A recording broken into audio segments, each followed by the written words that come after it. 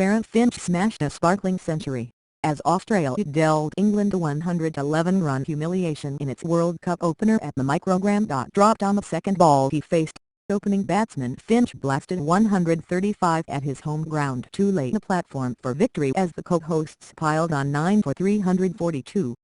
2 runs shy of the Venue's one-day international record.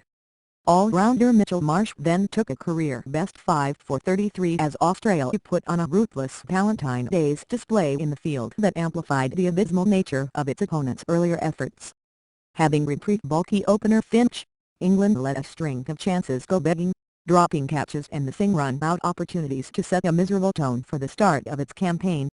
It had reduced Australia to 3 for 70 but released the pressure, and Australia's formidable batting line-up duly went into punishment mode. After stand-in skipper George Bailey's 55 teamed with Finch for a 146-run partnership, pugnacious all-rounder Glenn Maxwell smacked 66 off 40 balls. Ironically, Stephen Finch, who like his colleagues had been thrashed to all corners of the ground, became the first England bowler to take a World Cup hat-trick by dismissing Brad Haddin, Maxwell and Mitchell Johnson in the last 3 balls of Australia's innings.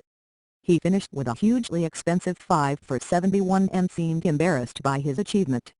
It was to be a brief moment of celebration for the English, who were all but beaten by the 18th over of their chase, when captain Eoin Morgan failed at a slower ball and was well caught by wicket-keeper Haddin. Morgan's 6th ball duck was his 4th in 5 innings, including the last warm-up against Pakistan, and left England reeling at 5 for 73. Marsh, who had earlier dismissed opener Ian Bell 36, Joe Root 5 and Garrett Valentine 10, then completed his 5-wicket haul when Stephen Smith took an extraordinary catch at short cover to dismiss wicket-keeper Jos Buttler. Diving high and to his left, Smith showed marvellous anticipation to snaffle a full-blooded slog, a high point in a sparkling effort in the field for the hosts. Marsh was also the 3rd bowler of the match to take wickets in consecutive balls, with Broad also missing the hat-trick after bowling opener David Warner for 22 and having Shane Watson caught behind for a golden duck. James Taylor 98 not out and Chris Woakes 37, who spilled a simple, head-high chance at mid-wicket to reprieve Finch in the first over, dug in for a 92-run partnership to flatter England's scoreline. The match ended in an odd manner, with Taylor initially given out LBW.